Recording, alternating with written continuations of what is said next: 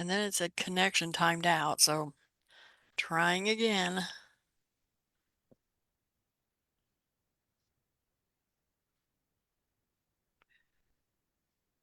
Yeah, it says unsupported GET request. Okay, I'm gonna message everyone that will be Okay. in just a moment.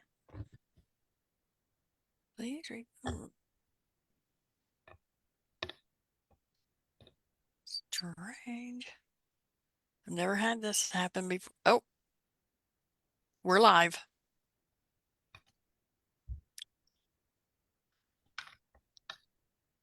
Okay. All right, we want to welcome everyone to our Facebook Live for our December edition, the last one of this year. We've had a great year bringing you guys presentations on societies and places and websites that can help you to connect to your Indiana roots. And so today we have a special guest, and we thought we'd go a little bit different today. And a lot of you have requested on ways to get children involved. How do you get your kids involved in the family history and take an active role in this? And so we are lucky that Kelsey Meyers is here with 4-H. And so we're going to go ahead, have her introduce herself and talk about how 4-H, this genealogy program, is engaging kids in their family history. So go ahead, Kelsey. Yes, thank you. Thank you for having me on. I'm really excited to share this opportunity with all of our viewers because I think it's a great way to it's a great starter for engaging youth in finding their history and where their roots are from. So a little bit about me. My name is Kelsey Meyers, as they mentioned, and I am based out of Henry County. Right, our county seat is Newcastle. So East Central Indiana is where I am from. I am one of the 4-H educators, and I also do health and human sciences. So a little bit of both. It keeps me busy, but it shares two of my really strong interest areas. So I really love adapting all of my HHS programming with 4-H and vice versa. So I'm excited to share more opportunities with you all this evening. If you aren't familiar with 4-H, I want to give you a little bit of a background on what 4-H is. So here in Indiana, I come across people who know about 4-H and have been involved for years, or are kind of new to learning about what this organization is and what it entails. So since we are all interested in history and how we all got here, I'll start a little bit from the beginning of how 4-H got started. So 4-H in general is a youth development organization that helps kids find their spark, build real world skills, and become resilient, adaptable, and lifelong learners. I think 4-H as a whole, when I was a youth member, I was in 4-H for 10 years, and I learned so many skills as a 4-H member that when I got to college, I didn't realize how lucky I was to have already learned some of these skills that some of my friends in college were just now learning. So really blessed of all the skills that I was able to learn from 4-H. Our slogan is learn by doing. So that's exactly what we want to do. We want to give our youth these opportunities to apply hands-on skills that they can take on into the future. And then our motto is to make the best better, because what is better than practicing and applying these skills and having this space, a safe space to try, fail, try again, and learn from it. So it's a great opportunity to learn and grow. Way back when, though, 4-H was founded by A.B. Graham in 1902 in Clark County, Ohio. So just across the border from us in Newcastle. From Newcastle, where I'm from, it's only about an hour and a half drive on 70. So Interstate 70 will get you there, about 96 miles. Springfield, Ohio is where the first 4-H club was founded, and where A.B. Graham, who was a school superintendent, founded our organization. So somewhat close, we can claim that 4-H was started. Many of you might associate, the original 4-H clubs as the corn club or the tomato club. And although we still have a lot of those club names around the country, but we've evolved quite a bit from there too, where we now have robotics clubs and so many other opportunities too. So the 4-H organization is not only in the United States. There's about over 60 other countries that also have the 4-H organization in their country. So it's nationwide and countrywide. So a lot of opportunities for youth around the world to experience what 4-H is. Specifically in Indiana, 4-H is open to all youth in grades kindergarten through 12. So a lot of opportunity for any youth that you know to get involved.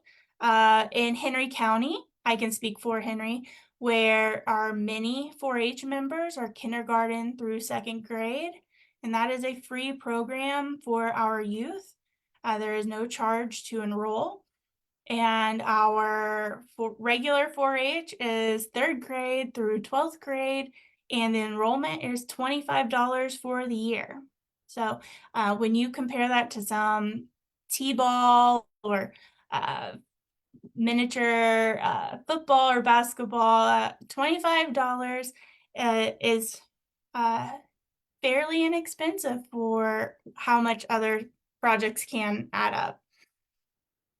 How to enroll. So you would, if you are in Henry County, I'd love for you to come visit me at the Henry County Extension office, or you can visit and enroll online at 4honline.com. So that is just one website where you can log in, select Indiana 4-H, and then set up a profile. And as you are setting up that profile, that will allow you to enroll in our or whichever program throughout the state that you would like to join, and connect you also with your extension educator in the county. So many ways to get involved, but today we really want to talk about genealogy. So I'll jump more towards what you are more interested in learning about, and that is how to get our young members to learn more and get involved with tracing their history, which I, as a kid and as an adult now, have always loved finding my roots, right? So tracing back, I am my family historian.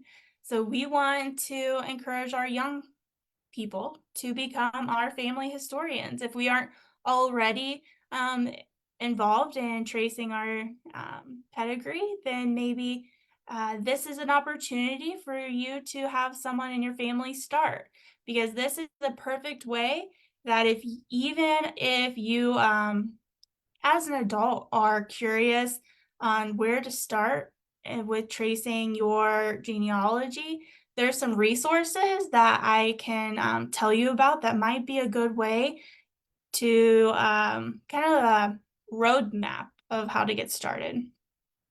So genealogy is one of our state 4-H projects. So this project lives in the category of leadership and citizenship. That is, we have many different categories within our 4-H projects, but the state 4-H project, what that means is that it has an opportunity to be selected to go to the Indiana State Fair. And as a previous 4-H member, there is nothing more exciting than working on a project that then is selected by a judge at your county fair to represent your county at the Indiana State Fair. I remember being so excited to take my project up to the state fair, see it displayed for the whole state and other visitors to see, and potentially win another prize or just gain more feedback of how to improve on these skills. So such a valuable experience for youth outside of the school setting. So this is another opportunity to engage what we're interested in. So those are genealogy is one of our many projects. We have close to, I would say, nearing 100 projects when you get down into like subcategories, but there are a lot of different categories that if you're interested, you could always contact me to learn more. Towards the end, I'll share my contact information, but any questions you have, please reach out to me, or you could even, I'll throw Kay out here. Kay has been our judge in Henry County for many years now, so she could also help you get in contact with me as well. But so what is involved with the project? Our goal is to have the youth member, as they're getting started, do this project with a parent or grandparent. So we aren't expecting them to dive in on their own, especially getting started. Genealogy, if you're new to it, can be intimidating a little bit of like, how do I get started? So not only is it important that we have, our adult mentors helping our youth to explore this project, but we really want this to be a family experience that the youth and the adult can do together. As the 4-H'er is gathering information, they will learn how to document their heritage through ancestral listings and using the project research checklist. So all of these resources that I am sharing or speaking about, you can go to extension.purdue.edu and then click on the 4-H tab to find our Indiana 4-H page. And under projects, that's where you'll look for the leadership and citizenship category. Then click on genealogy. Once you're there, there's folders down below that have all the resources on how to get started with this Indiana 4-H project. And within that, you've got tons of resources to help you know where to begin. The most interesting form that I was looking through today was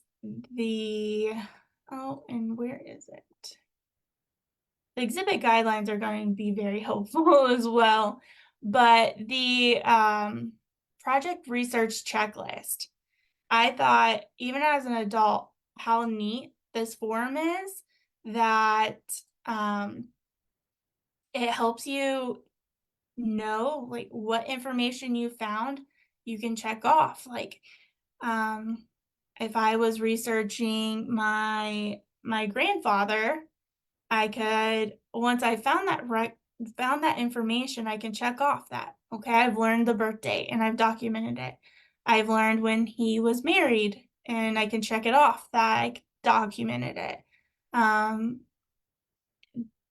even goes down to military records, land records, plat maps, so many things. So it really is helpful on learning what is what all really you can search for and learn about your ancestors.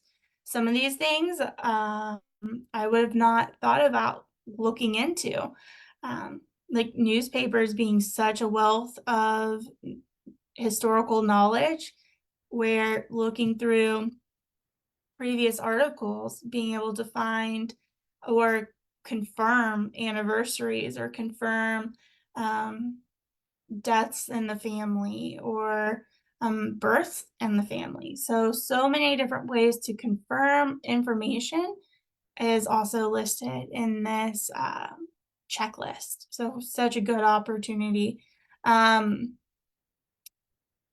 The Indiana Historical Society has suggested many different sites, and the Genealogical Society on sites that they recommend for getting started as well.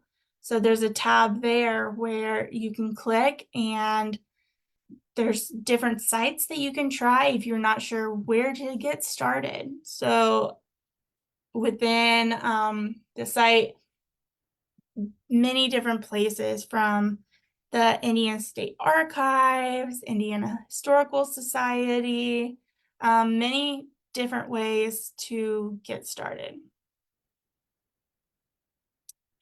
4-H members are expected to follow the exhibit guidelines on information to research and document. And as they're researching and documenting these things, they're expected to put it in a notebook. So a lot of my 4-H members like to get a nicer, sturdy, and quite large 3-ring binder. So, and these binders get pretty thick. They're on the larger scale, because as they're searching, they're wanting to include everything they find, and that's what they're encouraged to do. So very large 3-ring binders are have worked the best for my 4-H members. And presentation is a part of what the kids are graded on. So a cover that maybe you discover that your family has a family crest. That would be a great thing to put on the cover. Many different things to appeal your book to somebody walking past and looking and opening it up. So any opportunity to appeal someone to look into your book and learn more about your family and your traditions is a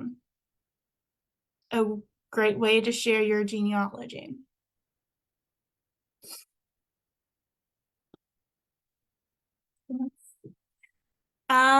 So after anyone who is interested in starting in the 4-H project, no matter how old you are or what grade you're in, to start the 4-H project, you'll start in Division 1.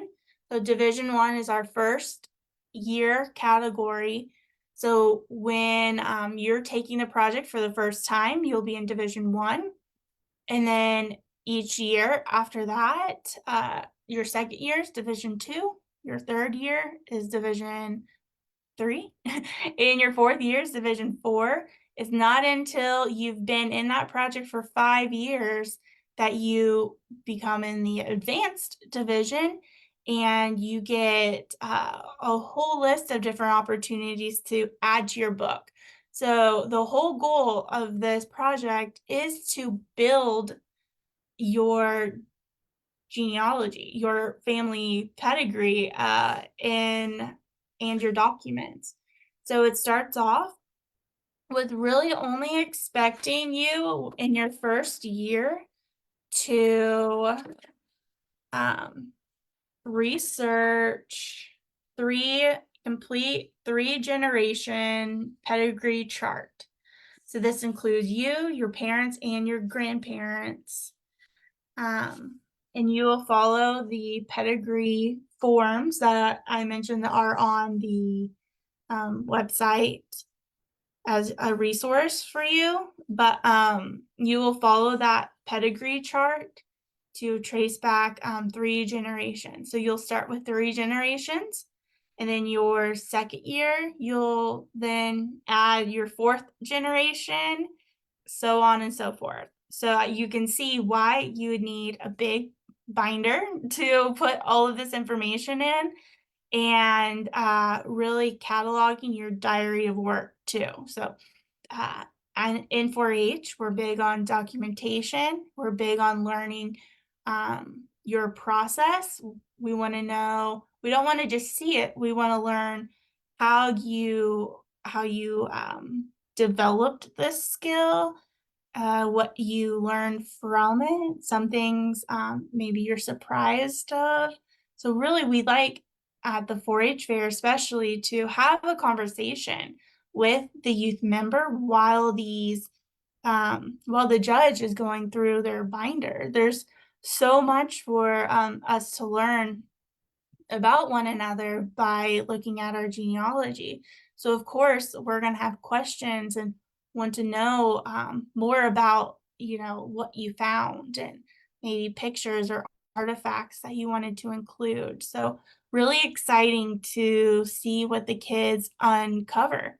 Maybe things that they already knew about their family, traditions that they've been made aware of from generations past, or maybe there's some things that they didn't know, and some exciting opportunities for them to explore new traditions or learn more about culture or where they came from. So it's an exciting time for the kids to learn. And what I love the most about this is how really the whole family can get involved. And this is a whole family project.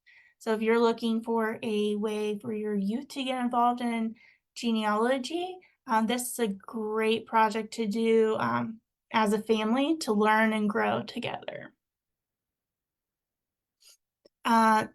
I'm sure there are some questions that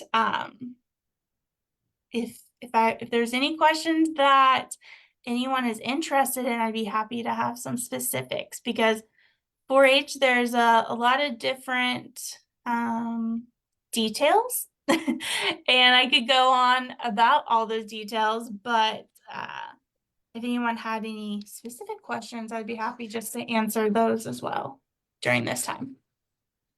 Let's see, we don't have any on here now, but I have some down here. Okay. So have you seen when they participate in this program, do you see a connection between the older and younger generation bonding over?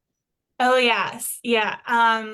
One in particular, we had a 4-H member who didn't realize that she had an ancestor who fought in the American Revolution.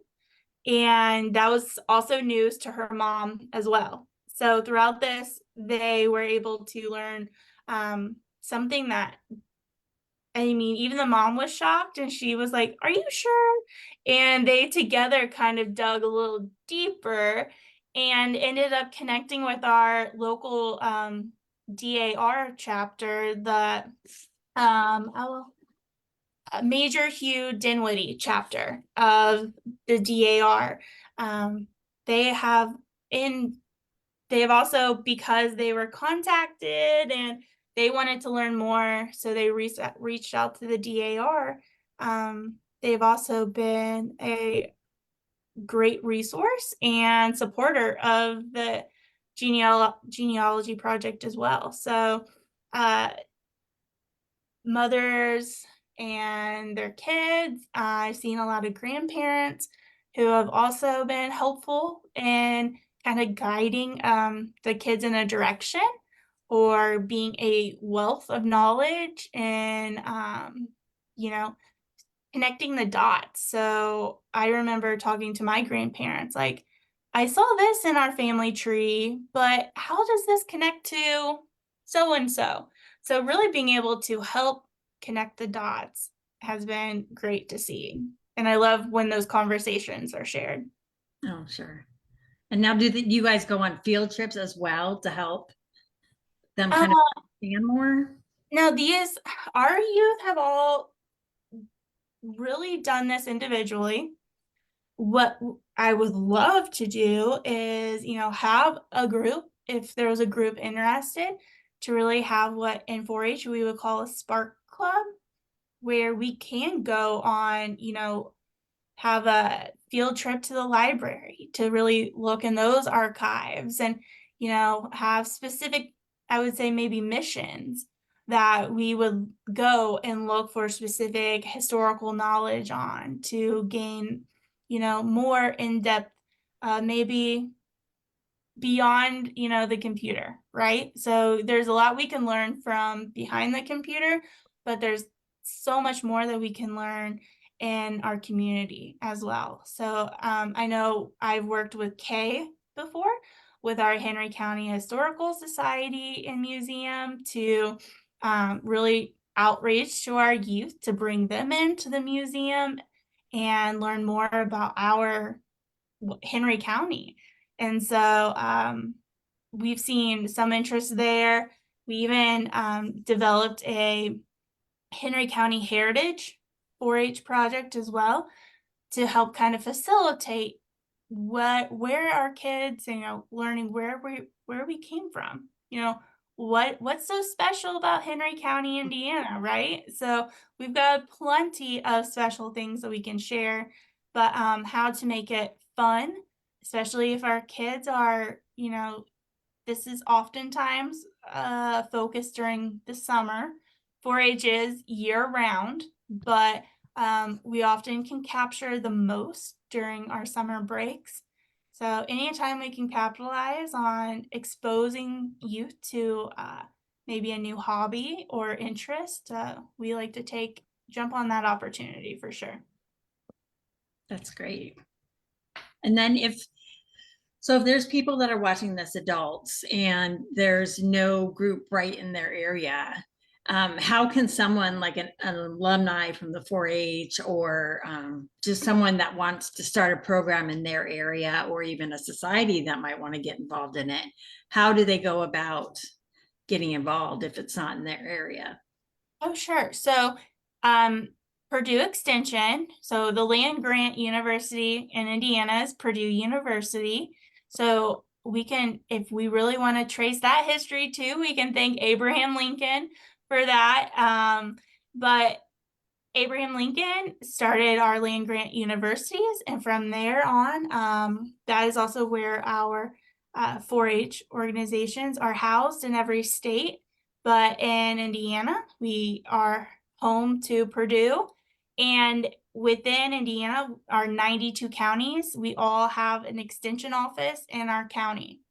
So if you aren't sure where your local 4-H or local Purdue Extension office is, quick Google search or talk to another community member. We're often housed within a county office building, like in Henry County. I'm located in the Henry County office buildings downtown. But our fairgrounds or our local extension offices can all help you learn more about the genealogy project, how to maybe get a group or club started. If you called up your local extension agent and said, hey, I want to start up a genealogy spark club, that would be music to their ears, and they would love nothing more for you to be interested in becoming a volunteer. So there is a volunteer process, just so that we can make sure that we're facilitating the healthy youth and adult partnership. But we strongly encourage any adult who has an interest in sharing their expertise or their skills to get involved. We love to see our adults sharing their skills and knowledge. Now, are they just learning how to learn about their family history, or are they actually learning how to preserve also? I believe both.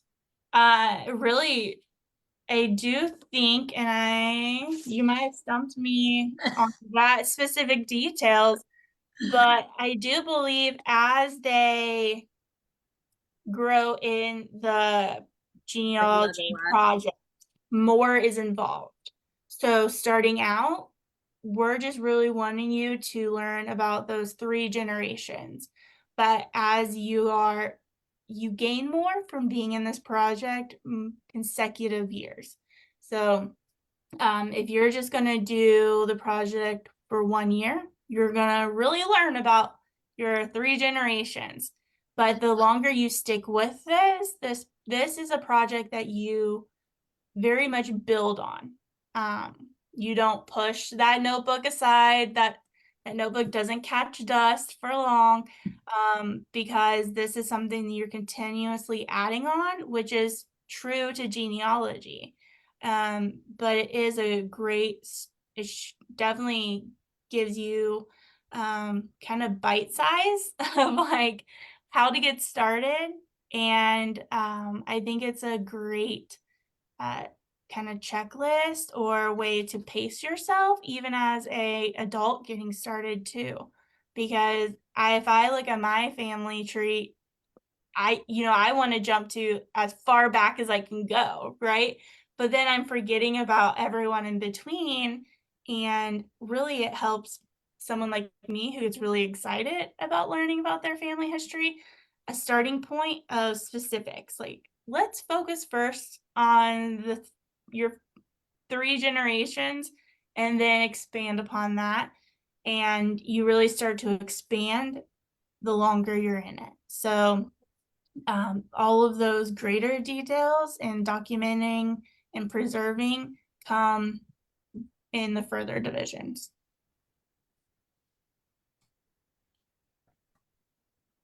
Do you have any questions, Kay? I just I love the slogan, learn by doing, and that applies to genealogy so fittingly. Yeah. Because that's how I learned. You just have to do it and just keep practicing. And a lot of times when you have a family history problem, you'll hear people say, start with what you know. And so the 4-H program, you start with yourself and then your parents and your grandparents. And I mean, I cannot say enough good things about this program and how it approaches genealogy for kids, for adults. And I was just thinking, Kelsey said, it's $25 a year. I cannot think of a better Christmas gift or Mhm. birthday gift, whatever, Mhm. to give someone, because it's the experience and the learning and the doing. And I mean, I cherish my time as a judge. Mhm. I think I maybe the past 5 years, and I hate it that I missed out on 4-H as a kid. And so I'm living vicariously now. And, to see these projects and the hard work they've done, and the spark. I love, the spark and the connection. I mean, it's fascinating, and it's interesting, and it's an honor to be a part of such a great group for kids and And for the youth. And it is an opportunity for our kids to connect with a local expert like you. I mean, that's another lesson within itself Mhm. is each of these projects in our area, we have a local expert. And it gives us an opportunity to connect with someone locally like Kay, who can share more about how this could even be a career opportunity. So this might even spark an idea where I'm just very passionate about history and learning more about families. And, you know, this could be something where, a child ends up wanting to um, learn more about cataloging and go into the library system or history. And, there's, that's part of what we hope the kids are learning, that they might not realize they're learning until they're adults. And there's so many adults who do say, I wish I would have been in 4-H as a youth member.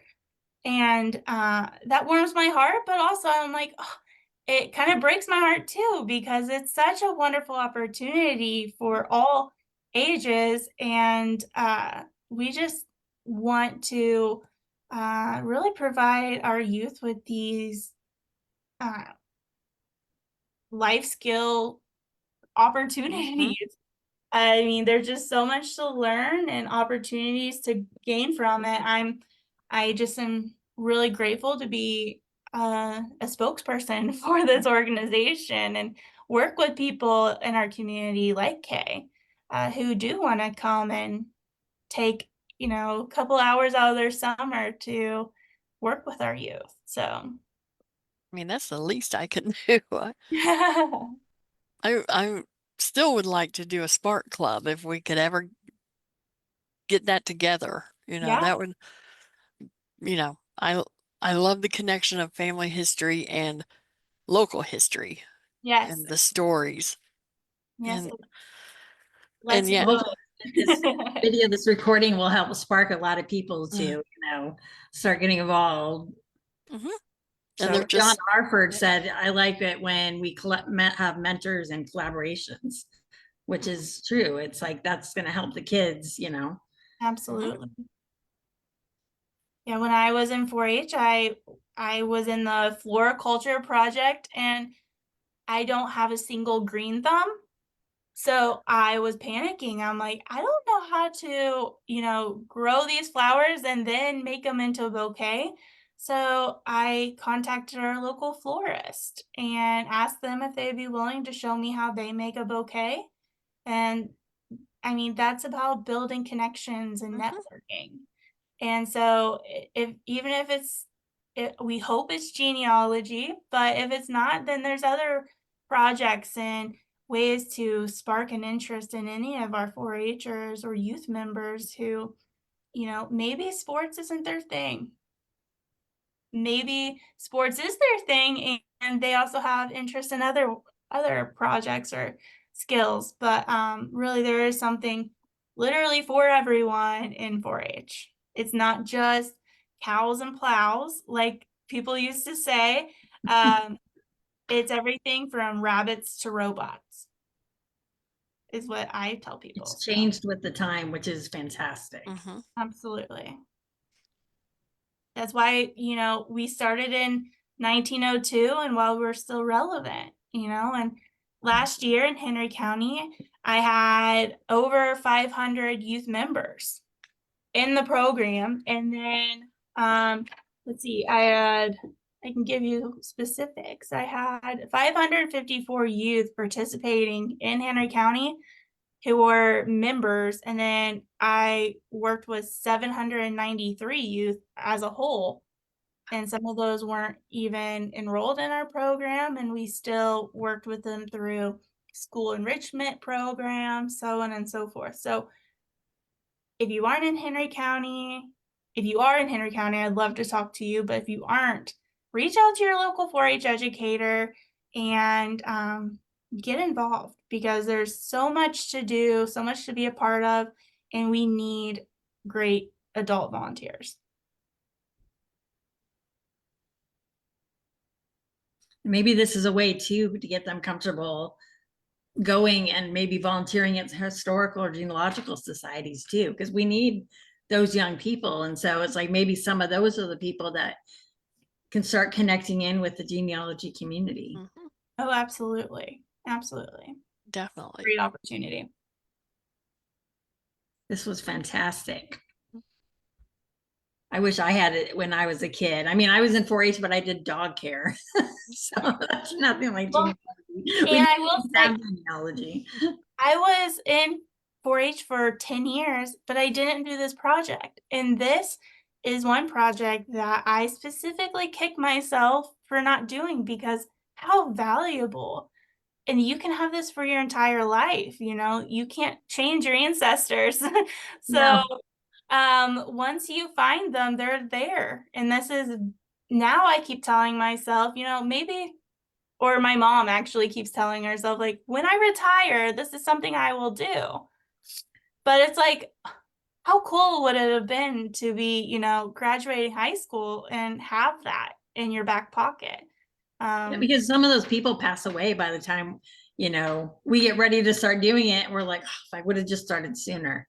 Absolutely, because there's questions I wish I could have asked my grandma to validate or help maybe push me in a different direction or explain Mm-hmm. why some things were done or decisions that were made. And I'm kind of left to the documents that I've uncovered. So, um, love that this project encourages those conversations to be had.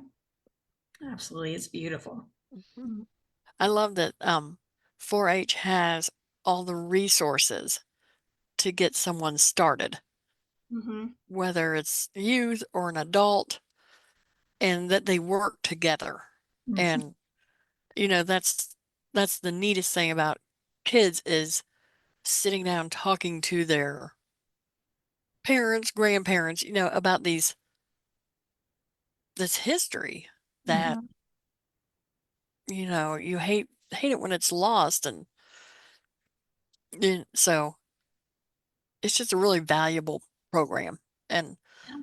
and fun Finding out, too. finding out all that information that you can't find in like documents, Mm-hmm. unless they wrote their memoir of what their hobbies and stuff were. Right. Mm-hmm. And it kind of encourages me to um, not leave everything up to be digital. It's encouraged me to journal more. Mm-hmm. It's encouraged me to put pen and paper down again and really just keep a better documentation of important life events. So, and I've been trying to scan in and update my family's family tree too, because it might help someone else looking for information. But there's so much to learn in this. And I'm just so excited when I get a new 4-H'er in this project because I know they're going to learn so much that they can hold on to for the rest of their lives. Yeah. It makes them see society differently too. Mm-hmm. Kind of like John Alford said, it changes them. They understand they're better in society when they know where they came from. Mm-hmm. Feel more connected. Mm-hmm. One Yeah. thing that is we love to get old pictures at the museum. We hate to flip them over and nothing's on the back. Yes. Oh, that's And that's one thing ugh. that like from looking into this, you learn to appreciate some of the things that like my grandma would leave notes or little like the sticky part of a post-it she would cut and then write like who made this crocheted Mm, item? What mhm, year what year was it made? And just that is one of those things that like as I'm researching, you know, they kind of laid down those little breadcrumbs for me to mhm. put together. That's And awesome. it's like they they're still helping out. They're still Mhm. providing us with information. So That's one of the things I like to traditionally scrapbook, print photos out, and so I like to look at the scrapbooks, when I go in to judge, and because everything is on my phone, all these pictures, and none of them are labeled. So it's a ginormous mess over.